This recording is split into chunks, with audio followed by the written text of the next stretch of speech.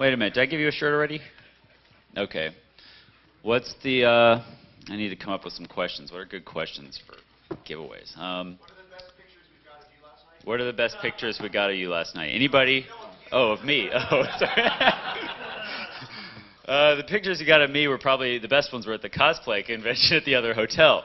If you haven't been over there, you should just kind of tour through. There's all kinds of furry. Thanks, man. Yeah. I'm like half of them are gonna leave. Yeah. Right Oh, now. sorry. Yeah. Well, and if you're desperate for some, knowledge, you can hang out and listen to Jay. Okay. Sorry.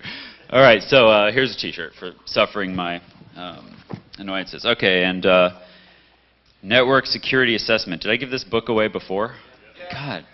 It's like Jay Beale. It keeps coming back at you year after year. Okay. Who actually wants this book? This guy's actually waving his arm, so I think he should get it. I know I have a real problem with throwing stuff. Okay, so yeah. Yeah, this is audio. If you want audio, you can plug in here. Are you helping Jay? I'm helping Jay. All right. Okay, so probably the shorter this introduction, the better for Jay.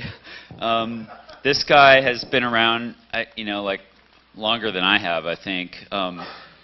And the truth is, I think he has a wonderful mind of a hacker, which is the kind of mind that just like needles at stuff and bugs it over and over and tries to get into the details of things. And so I actually have a lot of respect for him, even though for me it's hard not to just try and make fun of him. So I'm gonna turn over the mic to Jay and let him let him try and dig out of the hole I'm digging.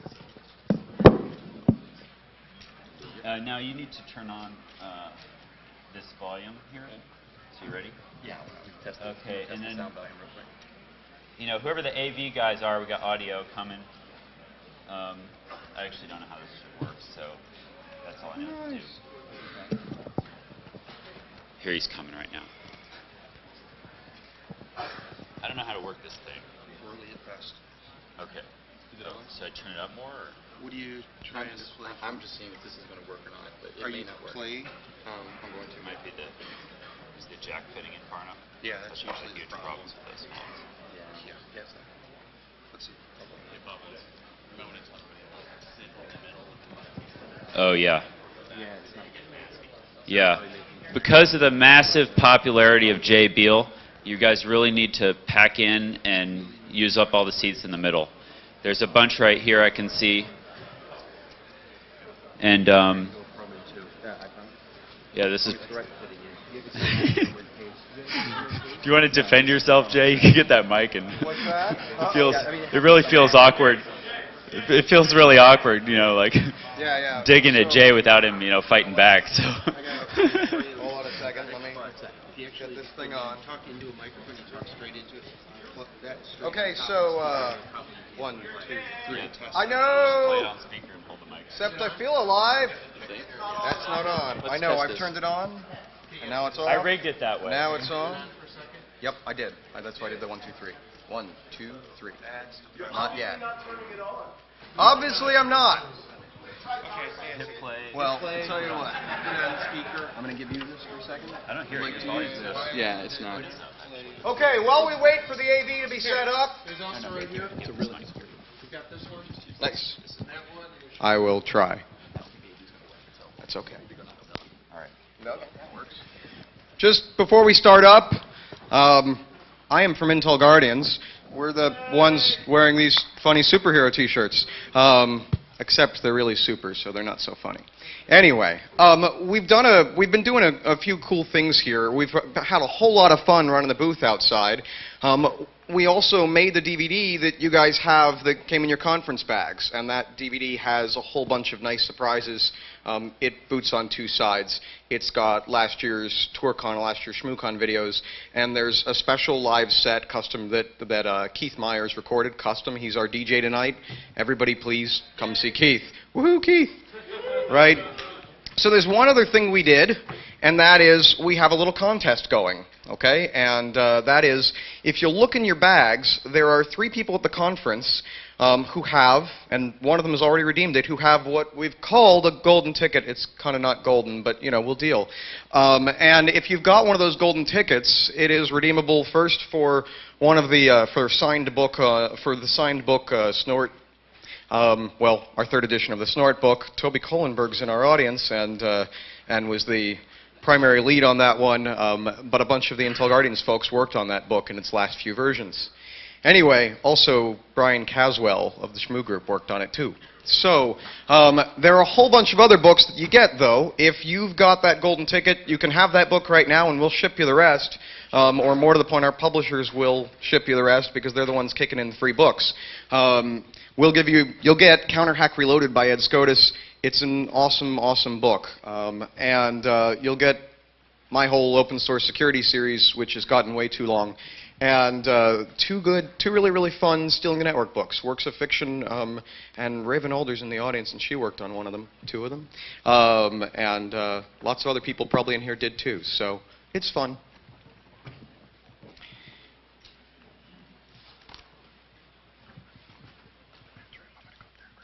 Okay, so switch to the end, right?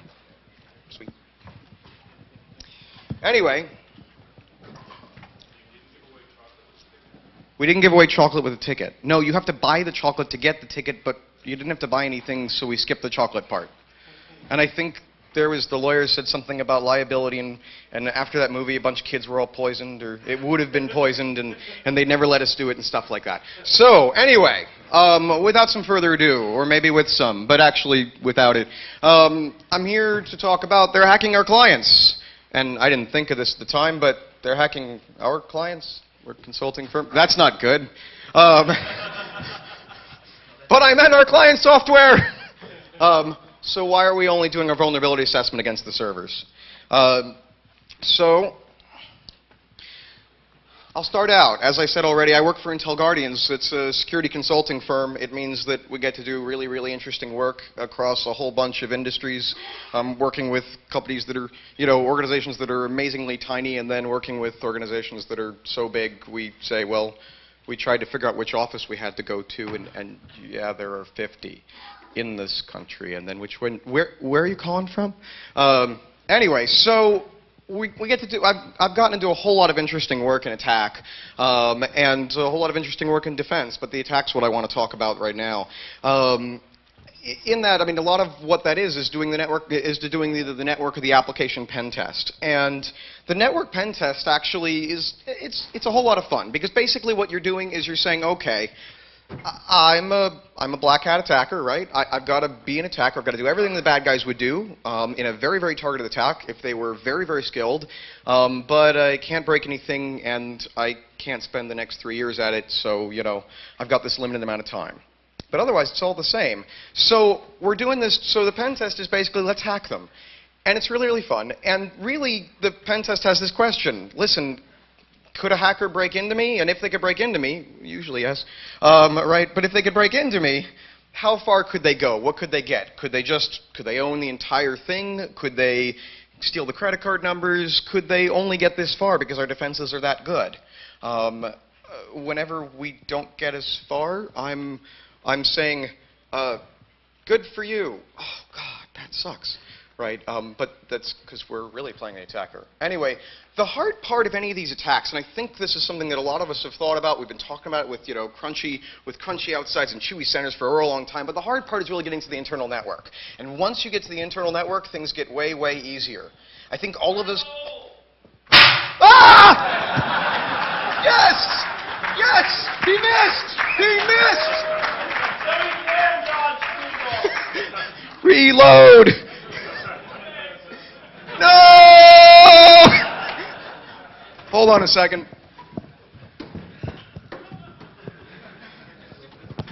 Okay, so once you're inside, things get easier.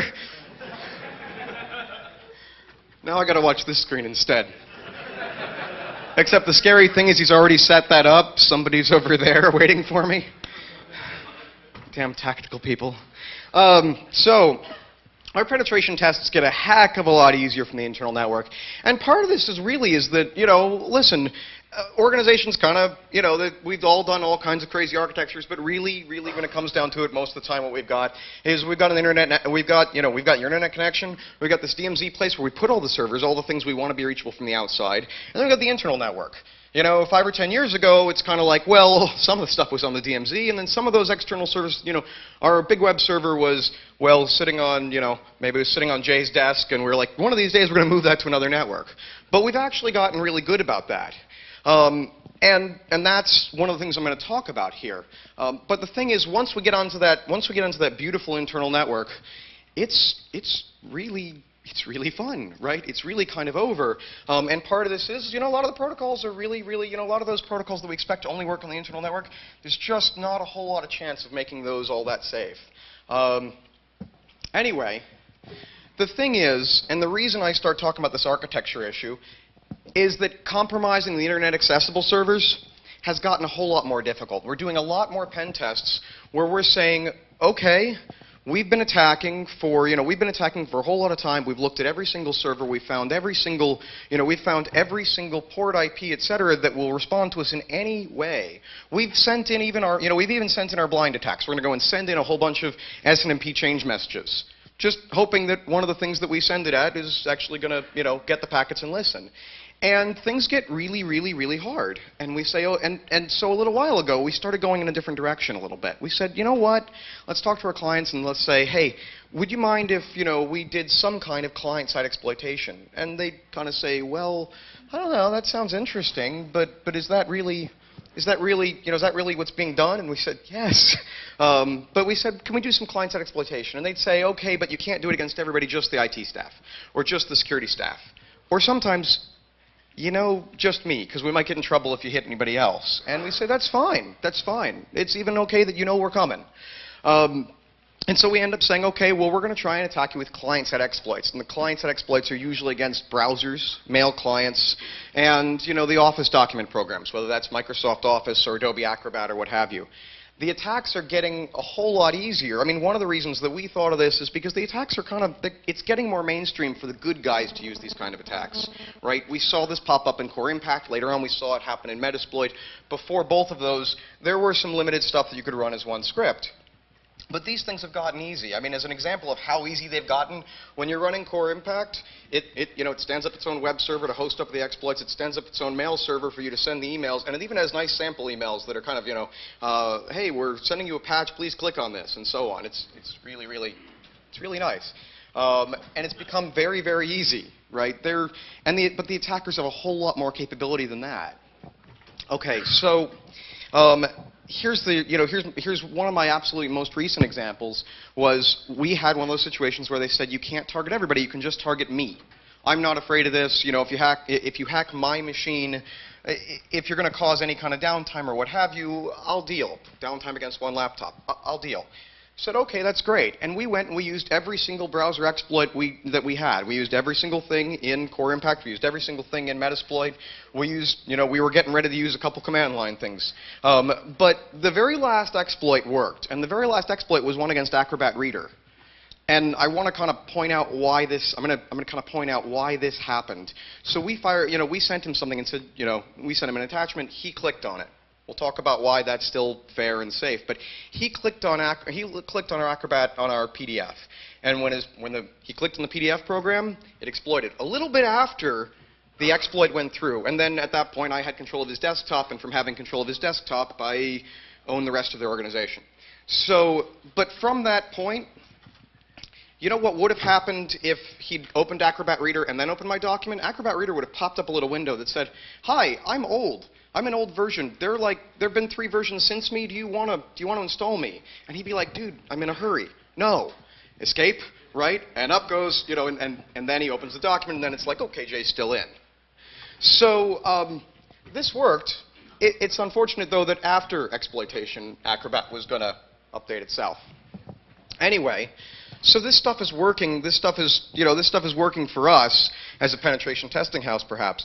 But the professional hackers really did this, and I hate calling them professional. Maybe I should be calling them organized.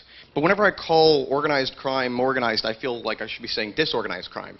But organized crime started this a while ago. There's so much money in hacking the clients that there's a pretty nice business around it, right? There are lots of places where that's my job. My job is that I steal money from people this way. It's become, I mean, honestly, client-side exploitation. exploiting your browser and using that to control and using that to control your machine and hopefully hop to other machines around your enterprise, but usually attackers don't care. Just to get more and more machines, it's become so successful that the attacker's chief problem isn't how do I break into machines anymore. It's, oh gosh, I've got millions of machines. How do I manage all these? Right? I mean, for any of us who've tried to manage 1,000 workstations or 10,000 workstations, the problem for them is they've got, you know, 1 million workstations. They're spread out all over the place. And now they've got to manage them all. They've got to be able to direct them all. They've got to be able to create a whole infrastructure out of them and handle what happens when one of those machines gets turned off or patched or whatever. You know, because heck, their DNS servers might be my grandma's cable modem, right? So they've got to do something with that.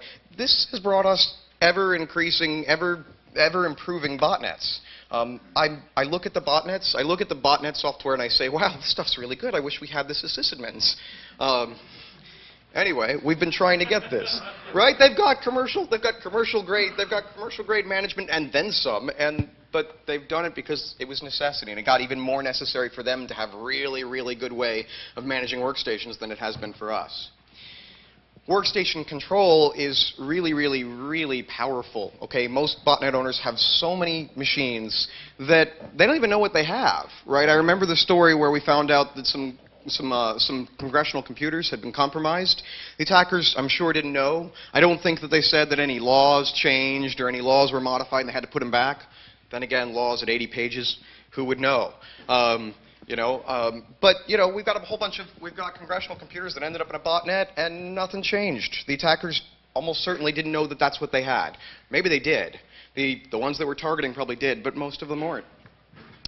For us, there's always this question, right? There's always this question, well, if these machines were in a botnet or if these machines were compromised, was this intentional? Or is this just, oh, they're in a botnet with 1 million others, who cares?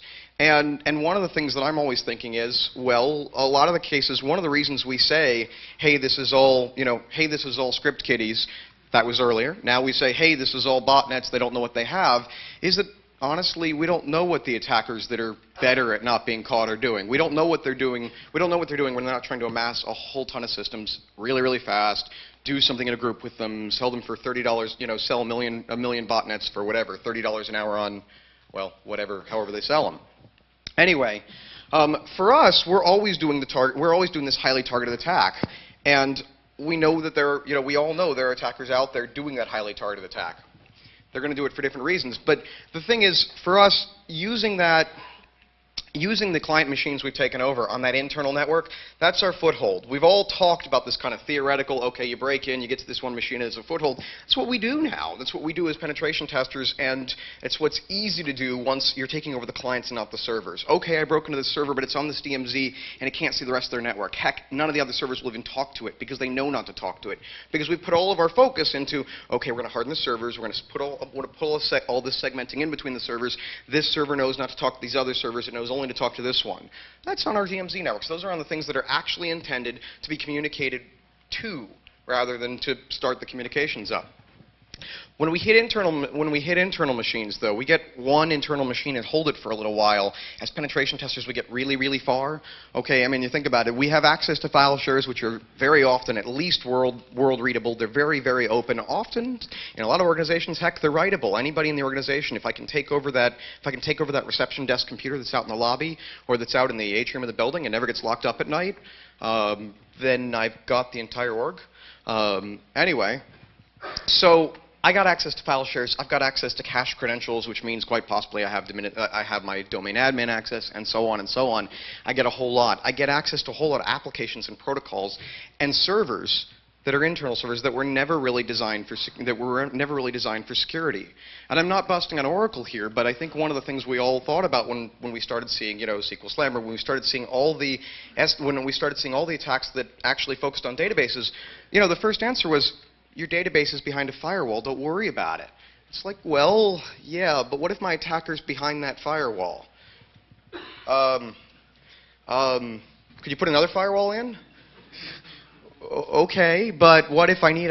Anyway, so this is where we get this segmenting question, and that's a whole other thing. But another issue is we look at really big, like I said, we work with really, really tiny organizations and the really, really big ones.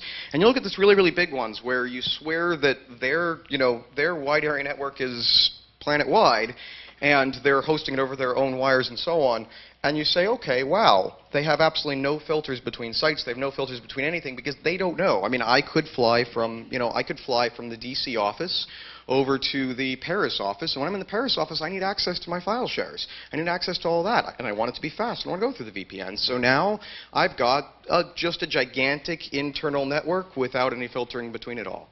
And I know that some of you are saying, that's not the way we work, and congratulations, but it's the way many of us work. The thing is, the very first thing that people say to me, and it's been very nice of you not to say this to me already, is, Jay, okay, you said, you're going and targeting people, you're going to go and send them emails or send them IM links or whatever, you're going to send them stuff and hope they click on it. Well, that's just a social engineering attack. And that's actually what some of the clients say the first time I say, we'd like to include client-side exploits in here, can we do this? They say, well, that's just social engineering. We'll work on educating our users, and we're not worried about figuring out whether, our users need education. And my next thought is, that's not really fair. That's not really the right way to think about it. The first part is, listen, don't write it off to social engineering. Don't blame the user. I know the user clicked on the link, and sometimes they didn't click on the link. Sometimes you've got something that auto-loaded. But even if you don't have something that auto-loaded, honestly, we can't expect all of our users, every single last one of our users, to never make a mistake ever. It just can't be done. I worked, years ago with a guy in security, and he came into the office. He came into the office one morning. He said, "I got this email this morning, and I wasn't quite awake just yet." And so I clicked on the link. It said that it was from whatever, maybe IBM, and I was going to potentially win an iPod, and I just had to go to this site, and they'd send me my iPod. So I went to the site, and I put in my name and address, and then I had to click next, and I got to that next screen, and it said it wanted my credit card just for the shipping and handling. And I said, okay, my credit card, and I clicked next. And then it said, oh, and just for security purposes, we need to know your mother's maiden name. So I typed that in, and I was about to click next, and I said, hey, wait a second. And this is a guy who's heard of phishing. This is a guy who works in IT security for a living. He's paid to be paranoid like the rest of us. And he got through 2 screens, man. I don't know if he was a little more tired, it would have been his mother's maiden name. But so honestly, even our most educated users are going to get fooled. If it happens 1/100th of 1% of the time, that's still 1 in 10,000. How many users you got? How many times do they get one of these? Okay, if you multiply those numbers together and you get 100,000, okay, well, with my amazingly bad probability that if my professors were here, they'd be smacking me around for, let's say it probably is going to happen to you 10 times that year. Okay. So the other issue for me, though, is that blaming the non-IT user isn't really all that fair anyway. Because my grandmother shouldn't have to understand what vulnerabilities are to read her email. I mean, I can tell her, like, hey, don't ever give someone your mother's maiden name, grandma, and so on. But she shouldn't have to be like, I shouldn't have to go and explain what a client-side exploit is to my grandmother. I shouldn't have to explain a whole lot of security for her to read her email. And I know all of us are saying, yes, you should, right? We all said, wait, we want to have a driver's license for the internet. And it would be a different world, maybe a better world if we had one, but I don't think that's all that realistic. And heck, I see people do some stuff on the roads that suggests that even though they got a driver's license, they don't remember the things we made them learn, or that they don't care. Right? And we've all talked about this a whole bunch. So anyway, you can't expect my grandmother to get this right every time. I mean, she's a really, really bright lady. She's not Raven's grandmother. Another story about that later. But she's a really, really, really bright lady. But at the same time, you know what? Computers they're kind of new.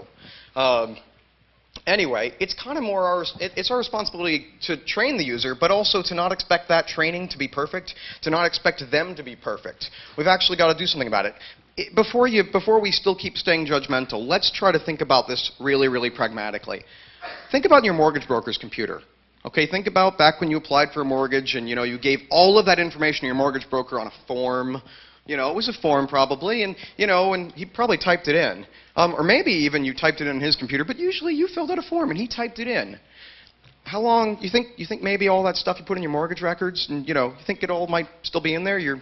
All those social security numbers and all that other stuff. It's probably still in there. He might still have it. Or my dentist. Pretty sure my dentist has a heck of a lot. He knows enough to start applying for credit cards as me. Okay, so both of these, and these are only 2 simple examples. They're both high-value targets. they're high-value targets with no IT staff. If they're lucky, somebody came out, and when they installed the computer, they said, we'll come back once a year and, I don't know, update your software or something. But they definitely don't have an IT staff. They definitely have very little training. And short of me going to my dentist and saying, okay, Dr. Miller, I just want to sit down with you. I know, we're just doing the teeth, but I want to sit down with you, and I've got, a whiteboard I brought with me, and I want to give you a little talk on security. It didn't work out really well. He got really upset. Short of doing that, I've got to just assume that I'm not going to have the best users all the time. He has a drill, too. That's probably why it went badly. I think he just left the room. Uh-oh. Okay. You missed. Thank you. It's not the problem of it being framed as social engineering, though that's absolutely valid. The problem is that, I got it. The problem is that Thought I wouldn't have to. it's fait accompli. There's as soon as you involve your end users, as soon as you start involving anything where you've got the potential to own a system through a user mistake, you should just presume that it's done. I mean, as you've been talking about here, as all the attackers know, as we all know, as soon as you get to a client system, it's not the issue of it's social engineering, it's that you might as well just say, let me start from inside the network. If you're going to use client attacks, you might as well start from inside the network anyways. So why involve this? Why not just say, look, I can get into your network through client attacks? I didn't even see that one. Whoa! That hit me. Jimmy, you started throwing him back. Okay. That's an interesting point. Maybe I can just say, listen, sir, I'm trying to, we're talking about the pen test we're about to do. Why don't you just assume I'm going to start from the inside and, it's a real short pen test at that point. But beyond that, I don't think that this is where we are. And actually, to some extent, it's the point of the talk. So if I give you your point entirely, Toby, I have to leave. And then they'll get mad at me, and that would be bad. But what the heck is this for? Anyway, so I think I'm going to have to say, I'm right with you. I agree. You have to assume that there's a whole bunch of hostile attackers inside your network, and that's my other talk over here, which I promised to give at next Shmoocon, where I'm going to say we should start putting up internal filters. We should assume our users are all hostile, and so on and so on. But otherwise, I guess my question is, have you actually got customers who don't believe you when you say... yes. So the question was, do you actually have customers who don't believe you when you say, listen, you've got hostile people inside your network already, so let's just assume? And the answer is yes, most of them, right? And this is part of the reason we're there usually. So I'm gonna sidestep that for a little bit and say that, well, let me try to sidestep it slightly and say, part of the issue here is that our security has focused massively still on perimeters, DMZs, on this they're not going to get in part. What do they do? What can they get once they get in? Well, we're doing okay. We're getting better at that, but that's kind of one of our challenges right now. What do we do once they get in? The problem is they're still getting in. They just stopped getting in they stopped getting in a while ago, or maybe they're not getting in as often by I will scan a server, find the server, look up an exploit that I have against that and fire it off. Right? It's my my auto-pwn feature in Metasploit isn't working as much as it would have 5 years ago. They're getting in more and more often by hitting us with a client-side attack, and they're getting in more and more often by saying, okay, the firewall says no port, firewall says you can't hit any of these systems on any of these ports except for these two systems on port 80. Let's go look at the application, right? And the firewall doesn't protect our application, but I'm going to skip that because I don't have a slide on it anyway. So the thing for me with that question. Did I skip right past? The thing for me with that question of my users, with those, I've got a whole lot of users and only, and they're going to, and a very small number of them are going to click on the link. The problem here is the numbers are even more against us than they ever were before. I mean, before we thought the numbers were against us. Now I'm saying, okay, I only have to find one vulnerable machine. I have to find one workstation that I can compromise. I just have to get to one user who's going to click on the link or whose software is automatically going to open the thing, whatever it is, And then I'm inside, and once I'm inside, my argument is that it's over. So I used to be protecting 150 servers, and now I'm protecting 10,000 users.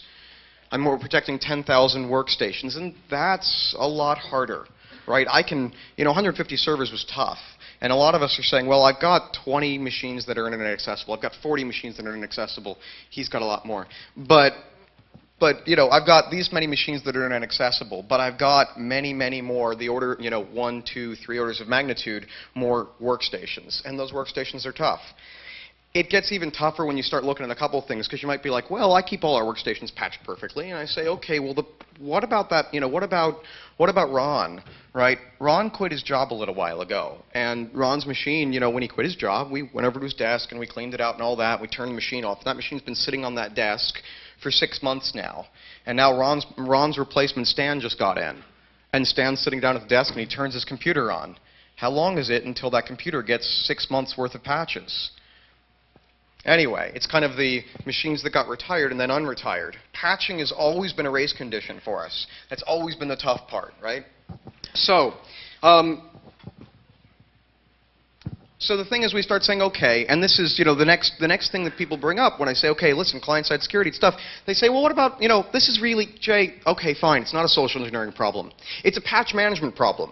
We can solve this with patch management tools, so, let's not even think about it. It's a patch management problem. That's the area of our industry to think about, and just screw it. And I say, well, the tough thing is, yeah, this is where we think patch management, should make this entirely irrelevant, but we have a few problems. The first is, not every organization has a commercial patch management tool. Okay, you say, yeah, but there are free ones. Well, there are a couple other issues. Patch management tools are actually relying on you to know all the hosts that you've got on your network. And most of us don't. I'll leave people bringing in their personal laptops for just a day, or for like all the time, and they're not on the domain and so on and so on. I'll leave that alone for a second and say, well, what about old hosts that never got put into the domain and we didn't realize it? Heck, they're not in the asset inventory. We don't know that they exist. What about the machines that are dedicated scanning machines, or the machines we use specifically for certain control functions? There are always machines that just don't end up on the list, that we don't end up remembering to patch or being able to patch. And then, yeah, we've got the hosts that wander into our network from the partner companies, and we've got the legacy systems, and we've got those machines that, all they're doing is just, this is the scanning machine. It wasn't supposed to be on the network, but then it ended up on the network. It's the scanning machine. It's just used for scanning in documents with this thing over here. Well, is it getting patched? No. Well, it doesn't have any users. The only user it's got is administrator. Oh, great. Is there a web browser on there? Yes. Is that CNN loaded? Yes. Okay, that's interesting. Is that Google loaded? Or are those ads that people could pay for and they just click go? Okay. The other issue is the patch management products don't actually track every single third-party thing out there, and so they miss. And it even gets worse than that. Most organizations aren't actually patching, consistently or frequently enough to avoid many of the things that it avoid by patching. So it gets a little hard when they do get their when they are patching, monthly or weekly or what have you. It's only for Microsoft stuff, or it's only for Microsoft stuff and a few other things. But they don't tend to think of everything. This is that whitelist blacklist issue, right? Okay. So what else? So in the end, there's one more issue, and this is something that I jump on, because this is something that a friend of mine brought up. And this is, listen, if you could even keep all the browsers patched perfectly, what about all their darn plugins? Do you even know all the plugins they all have? Well, yeah, sure. I mean, we install as part of our standard image, we install, Flash and this other one, so we're keeping those up to date. Oh, really? Okay. Which ones does the user install? Oh, gosh. Does the user even know which ones they installed? Because they went to some site and it said, you need this plugin to run this thing. So, okay, so the plugins are... So the plugin issue. So we've got all these plugins, we don't know where they came from. So, listen, so these organizations, they had patching, and they say, okay, well, what about vulnerability assessment? I think everybody here is going to say, okay, obviously vulnerability assessment doesn't catch this, but this is kind of part of the point. Organizations don't even usually do vulnerability assessments that often, right? I mean, some organizations have this really, really good practice where it's happening on a daily or weekly basis, and it's all automagic, and we're taking it and we're saying, okay, these are the only new things, so these are the things we're going to show, and we've even got a workflow for handling it. But if we don't have that, it's not that great. If we do have that, it's still only usually focusing on the servers. And that's pretty natural, okay? We're used to the vulnerability assessment idea. Okay, you know, we go out and we scan the network and we find out what servers exist and we fingerprint what kind of servers they are and we, you know, try out some stuff on them. We've got plugins. We know how this works. So this is, you know, this is something we're used to, and this is basically what we all think of with vulnerability assessment. But clients aren't quite so helpful, right? They don't just, you know, with a client, you can't just go and reach out to a client and say, hey, what's your version number? You know, hey, are you vulnerable to this? But actually, there's something nice about clients. Clients actually do identify themselves, right? We're all used to it. You talk to a server, it gives you a version string maybe. Well, clients actually do this too. Every web browser, well, not every web browser.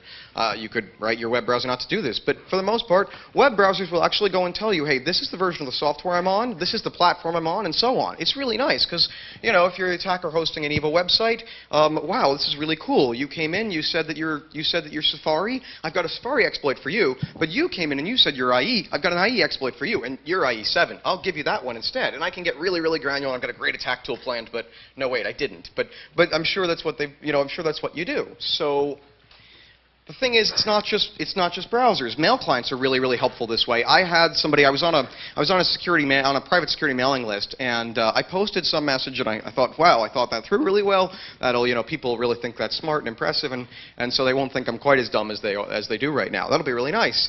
And then I got a message, and I don't think, luckily for me, it was posted to everybody on the list, but it said, hey, Jay, your mail client's 4 versions back. There are 2 vulnerabilities in it, and this message is not an exploit, but the next one might be. And I said, oh. Oh, gosh.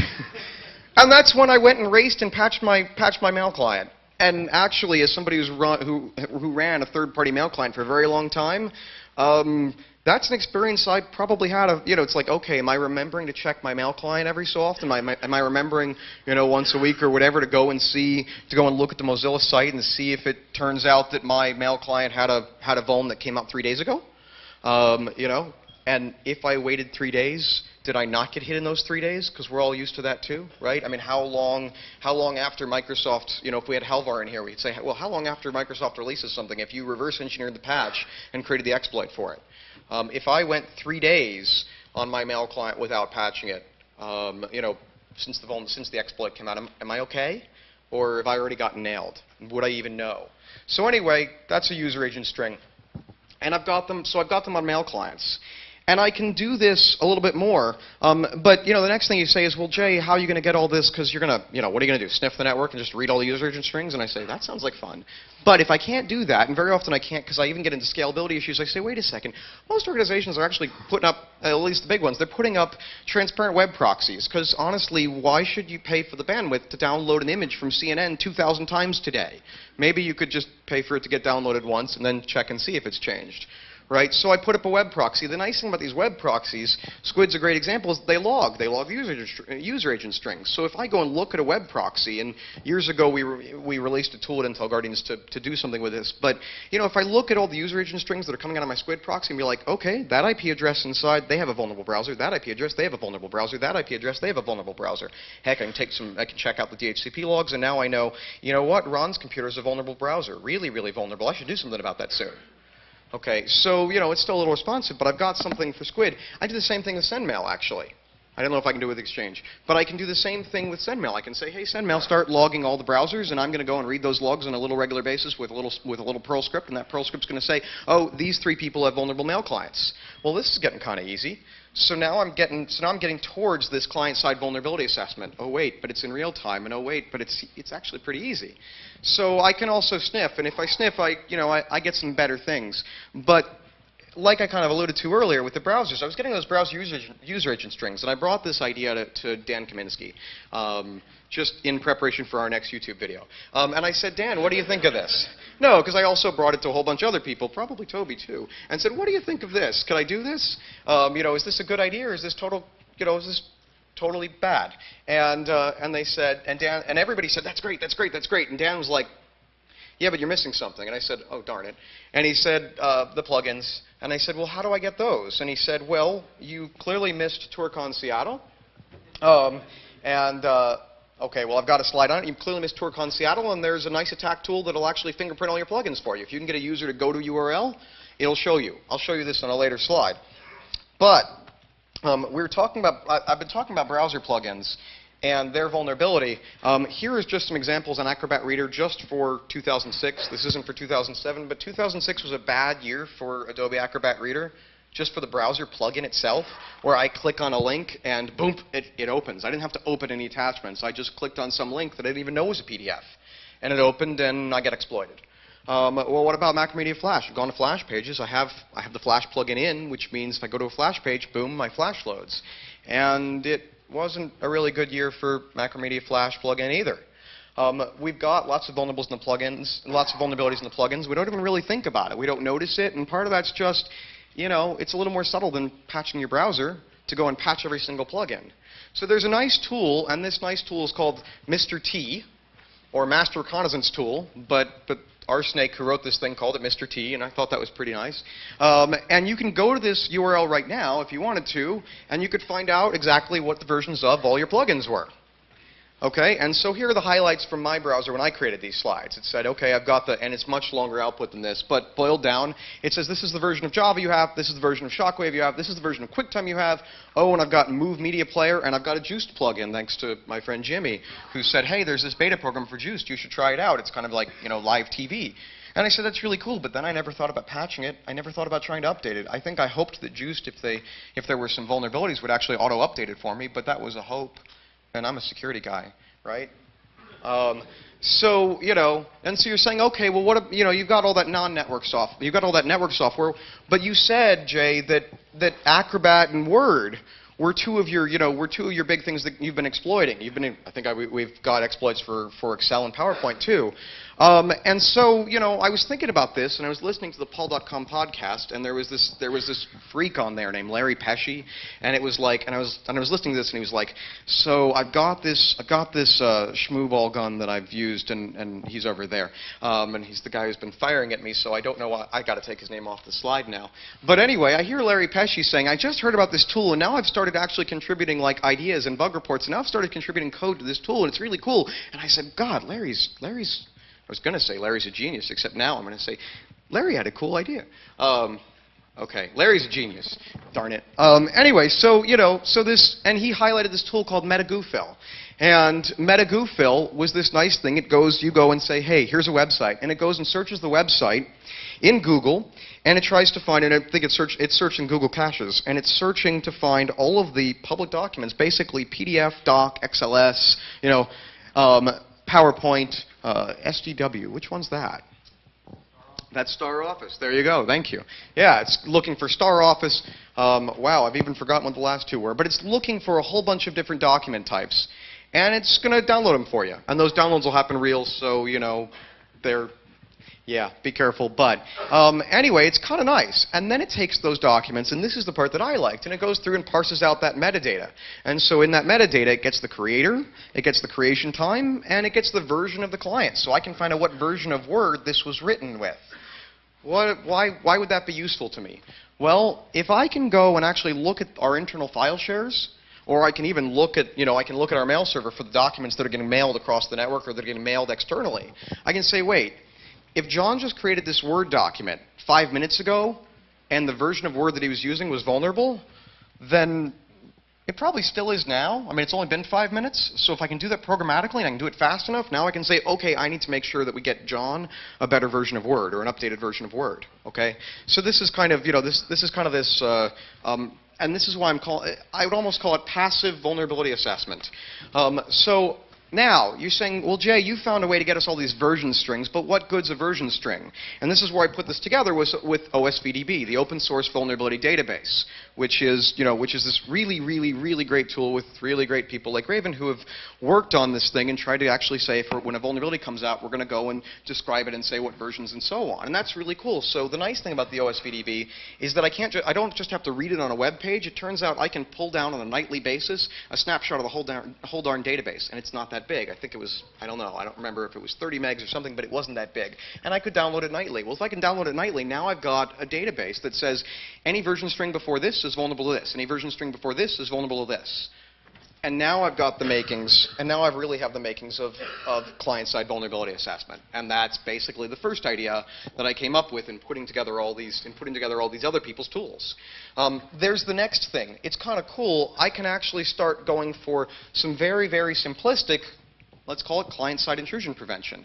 And I can actually go and say, okay, well, what if I wrote a squid module, or what if there are a bunch of different ways to do it, but what if I wrote a squid plugin that can basically say, okay, this squid plugin with a bunch of Perl and a bunch of other things is going to say, okay, I see that Jay right now is trying to surf to a website and his browser is this version, and this version is vulnerable to this appropriately bad thing.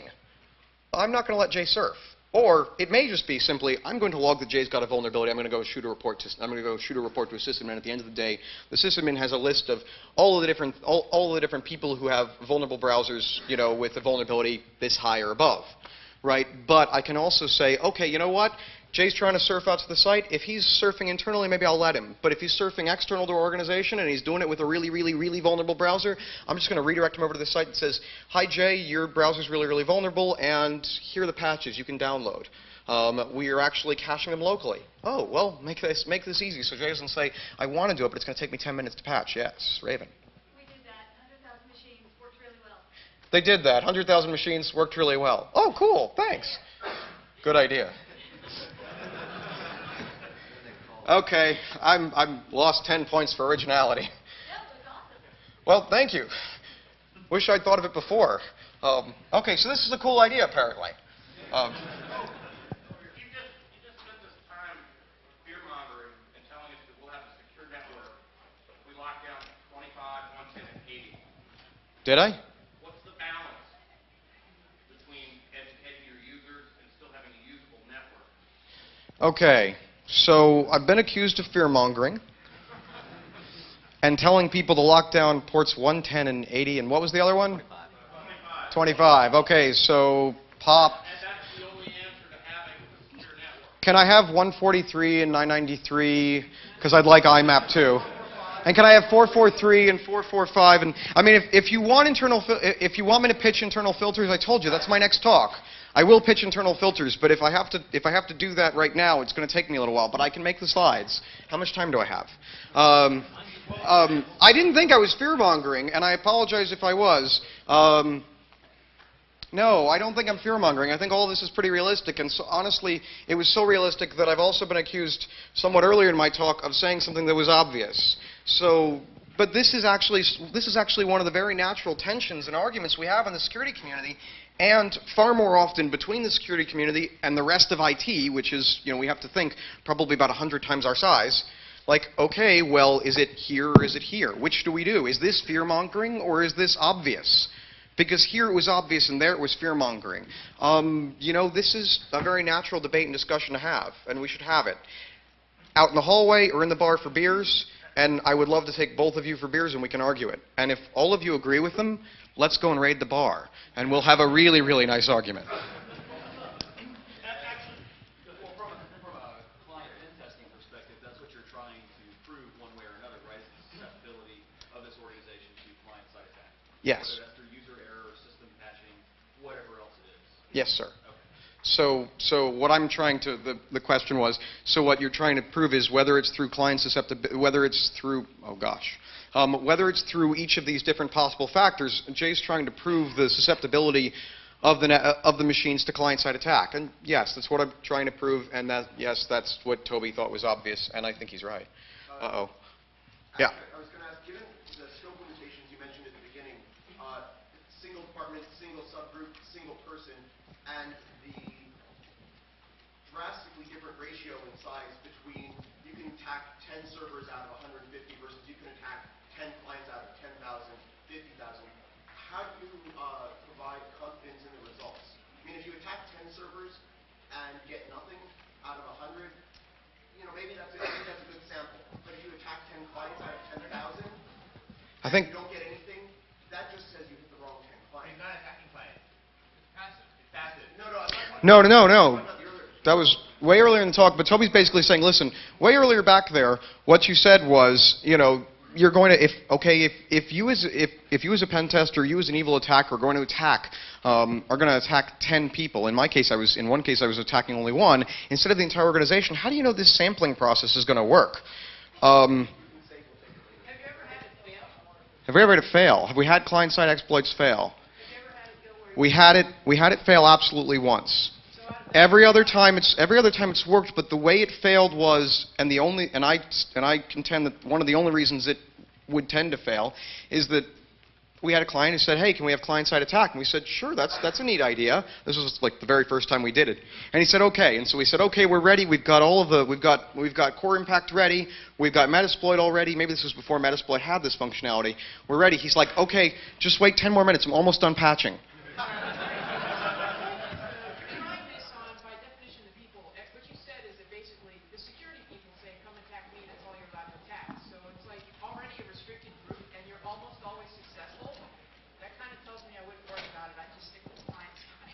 Yeah, should I repeat that question, as it were? Okay. No, that's okay. And we'll take this to the bar. Right, the point is, okay, if we're doing it, and basically even the times where we're restricted to one security person or only the security people, we're still getting in, that might prove the point. Okay, yes. And Toby, let's do it later, but you're right. And Toby's way smarter than me, I think. We have a policy at Intel Guardians sometimes. If somebody's way smarter than us, you want a job? Okay, so. Okay, couldn't it be argued that the situation that you just described that we're in right now is the fault of the Intel Guardians to begin with? Yes. Because there was some guys at MIT came up with a great firewall. Okay. Memory-based firewall. Yep. One of the hosts got turned into a product called Determina. It was coming along, being developed really well. Then all of a sudden, VMware bought them up and buried that in their product. Why? Because Ed SCOTUS started figuring out ways that something could jump out of a virtual machine. To be fair, that's not just Ed's fault. Yeah. That's all full disclosure. There were other people doing this too. Okay. Okay, that's it. Yeah. Okay. You keep the shmoo ball, we'll find Ed. Okay, so, anyway, I've been given permission to run over a bit because we started a little bit late, but I'm trying not to anyway. So, anyway, I think you can really start going a little further with this. I talked about the idea of doing this through Squid, through the transparent web proxies. You can go even further. You can start saying, listen, if I see a user who just sends a mail to the outbound SMTP server, and as he's communicating with that, he tells me that wow, was that a beanbag? Because I'm pretty sure that's off limits. Okay, so he's on his way out he's going and communicating to the outbound mail server and he's saying, hey, I've got this mail, and by the way, my version is this. And I say, wow, you're vulnerable. Now, he goes to check his mail on the IMAP server. He goes to pull down his mail, and I'm like, no, wait. Things that you pull down could be from the attackers. I'm not going to let you hit your mailbox right now. And I can deny him access to his mailbox, and I can pop up a Windows Messenger, or I can pop up something on his very next web surf, or whatever. You can't use that. Toby has a crystal ball about exactly the size, but not weight, of a shmoo ball. I'm pretty sure the density there would eliminate the speaker, and I'm pretty sure that Shmoocon wanted to, give you the chance to influence the speaker and impact the speaker, as Larry was trying to do so well earlier, but eliminate might not be really quite so good. I mean, it's probably not legal too, I hope. Anyway, so really, I've got Squid. I'm doing this on the website. I can do this on the mail side too. I can actually say, okay, I'm not going to let you get your email for a little while. I know it. That's the point where the security people all get fired. So, if you're going to do that, you'd have to really get it right. You'd have to be able to pop up a Windows Messenger box or something similar where you could tell them immediately, this is what's going wrong. Heck, maybe you give them access to Maybe you give them access to a stub IMAP server or a stub mail server that gives them one email, and that one email says, hi, you're not getting the rest until you patch, and click on this link and we'll help you patch. Except, wait, click on this link? So we'll have to figure out exactly how to do that, but that's the next feature. So anyway, what I'm trying to do with this idea, honestly, is build a tool and probably, Either this will be a neat idea that somebody else uses, or it'll be a neat idea that I turn into an open source tool. I'm not sure, but this isn't so hard. I would guess that there are a number of people in this room who are thinking, I could code this before I get home. So if you're thinking that, I hope you do. And I really hope that maybe even you send me a copy. So What about something like using some of the deep freeze and some of those type of tools where you can keep the desktop actually isolated? If it does get exploited, it reverts back.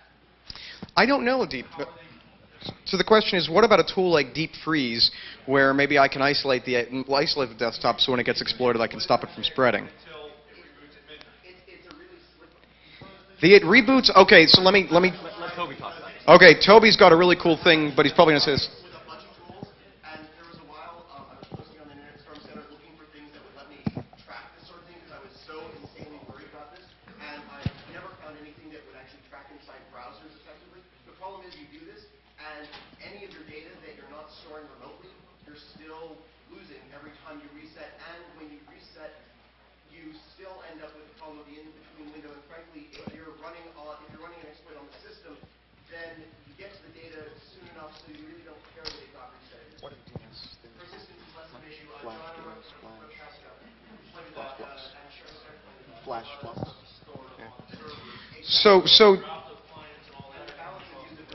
So Toby just made Toby made two good points, and I want to hit on the second one because that's the only one that I thought of. And that second one was, listen, you're still left if what happens is at midnight that machine gets re-imaged, which was actually one of the ideas I had the previous time I gave a talk on this idea, is that if it happens at midnight, well, if the guy got exploited at 9 a.m. and at midnight, and this is still a longer time window than he needs, but and the attacker exploits somebody at 9 a.m. and at midnight he's going to lose his access.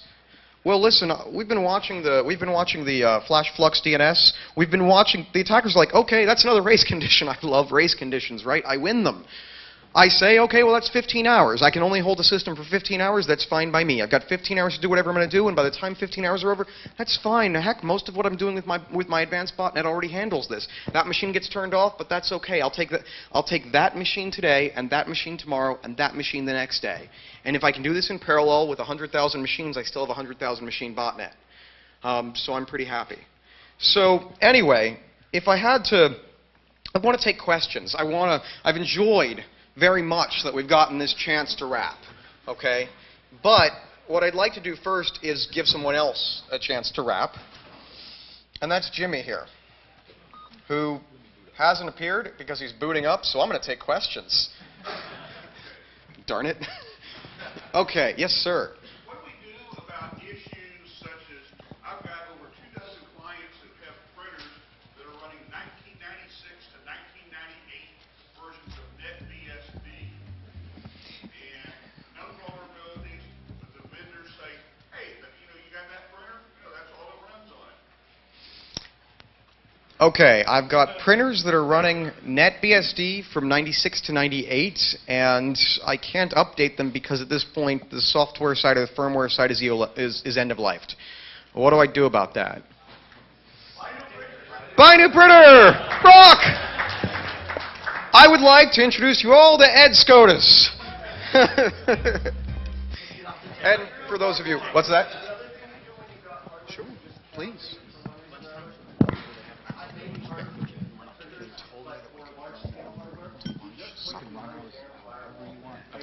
But I want to tell people that everyone is solid. Well, I'm going to tell them that you guys are going to stay and continue to talk. Okay. It's now lunchtime. You have 1 hour till the next talk. Do you mind if I do it right now? Yeah, real quick. Okay. Okay, I'm required by the conference staff right now to tell you, and I hope that you'll stay with me for 5 more minutes, but to tell you that lunch has now officially started. We have 1 hour until it's officially over. So all of you who need that full hour to eat, you have to leave. You don't have to leave. So I very much hope you'll bear with me for 5 more minutes. And Jimmy? Yeah, we're going to do acapella. Okay, so as I said, I want to rap with you. I want to take questions, but first I'd like to give Jimmy a chance to rap himself. And as I see a lot of people leaving the room, let me just preface this. I was having dinner last night with Mr. J. Beale. I was lucky enough, and he asked me to do something. And what do you do when J. Beale asks you to do something? Well, you do it. And so I said, but are you sure? Are you sure? He goes, yeah. We were going to do this at the first part, but so it goes like this. And this is dedicated to Jay. I started off hitting keyboards in 4th grade. In school, I was getting real bored, but not paid. So 3 years later, Alligator Azad, I made my first video game. Oh my God. The power, the fame, people knowing my name, all because I turned a 1 and 0 into a game. Deeper in the languages I had to go. I could imitate life with the 1s and O's. I could make a virus and watch it grow, just like Michelangelo. With the women I had, man, it caused much friction. None of the above could understand my addiction. Flex, sex, step to the next. Don't let a chick get in the mix when you're collecting a check, because 1s and 0s, that's how you make $1 million, with 1s and 0s. I see you staring at me with that look in your eyes. Don't you know I'm not a man? I'm an enterprise. Wise up to the game. Can't you see it's all the same? You got to rise to reach fame and delete the lame. It's all about the patterns in the packets on the wire. Not a 9 to 5. At 35, I plan to retire with 1s and 0s. 1s and 0s. That's how you make $1 million with 1s and 0s. I stay strapped with my own game. That's a fact, man. You don't know pain till you've been hacked and jacked up. Identity can't be backed up. Credit card fraud statistics stack up like 1s and 0s. 1s and 0s. That's how you make $1 million with 1s and 0s. So it's true, Jay Beale does have a posse.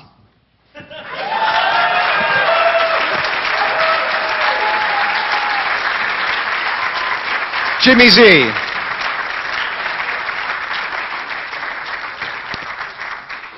And I think that's probably a good place to end. Because I'm not sure any answer I give you is going to be any better than that.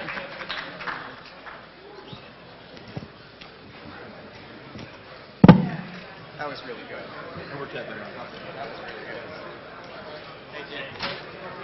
Kind of what NAC is doing, network access control through Cisco. They put a client in a machine and then they check based on rules Yeah, that it's you define. client-based. That is exactly what NAC is doing, but it's client-based. It's a good idea. There are 2 issues for me. The first is I have to get the problem is, no, I've got to get a client on every machine. Yes, Google. I've got to get a client on every machine, and I can't do that perfectly, so that's a bit of my issue. But if I get a client on every machine, I'm good, and I like that. I got to pay for it, but I'm okay with that. But it's, I got to get a client on every machine. So for me, we always have this tension when we're looking at security solutions between, like, do I use something that has a client on every machine, or do I use something that's central so it can whip it? And we're all going to fight about this all the time and say, okay, well, some of the, certain problems, good for client on every machine. Certain problems are good for centralized. And the one nice thing about Cisco NAC is that it's kind of taken a hybrid approach.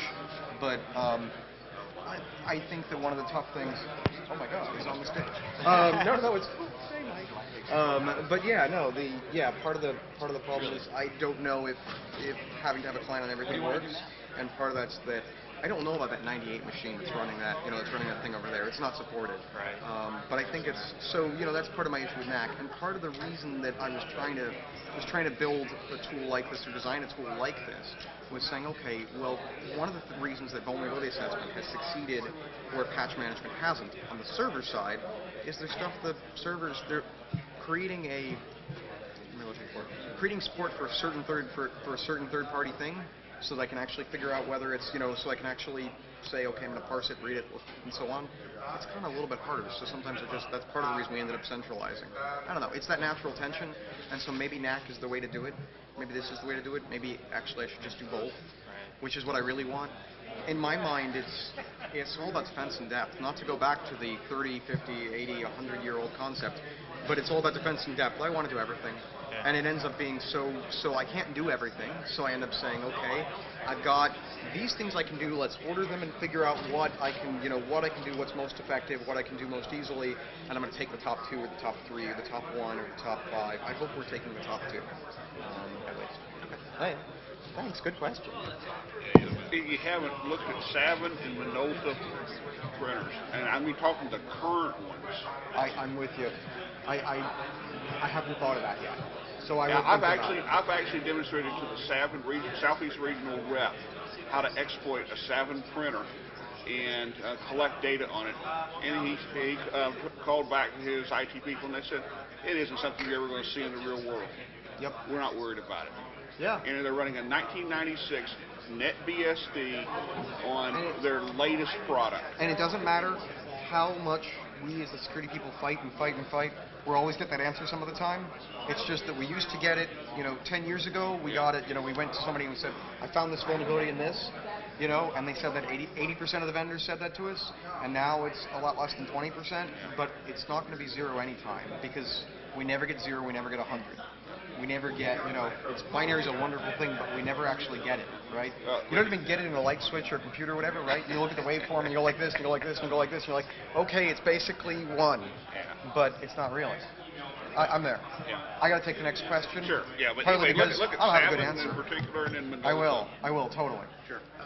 With embedded file types, the next cloud pushing client types across the device, any thoughts on catching embedded file types and analyzing them farther than just, okay, virus scan, yes or no, breaking them apart, or just because your method is if you've owned the machine already, you know there's an exploit, patch it as soon as possible. Can you do anything else other than... Excuse me. You are a badass motherfucker. Please don't hurt me. That would be I'm sorry. What's an embedded file type? So Word within Word, Excel within Excel. Shit. Now it gets nasty. So Yeah, it does. and it makes your exploits easier because you allow docs to execute. Yeah, but it definitely makes my defense. It definitely makes my defense harder. Gosh, I don't know yet. I love it. It's a great idea, but the problem is That's really you're cool. just in time catching that problem. So you're just in time patching it. But other than that, what else can you do? Well, for me, my issue is I want to catch it in detail is really tough here. Oh shit. Okay, I got a version string for the Word document, but can I get the one for the Excel content inside it? And I don't entirely know. I mean, I think part of this is because I don't entirely know how the. Do you have an answer? Because I don't. You have to know every piece of software and all the version on it for preemptive. Yeah. It's time for patch management solutions.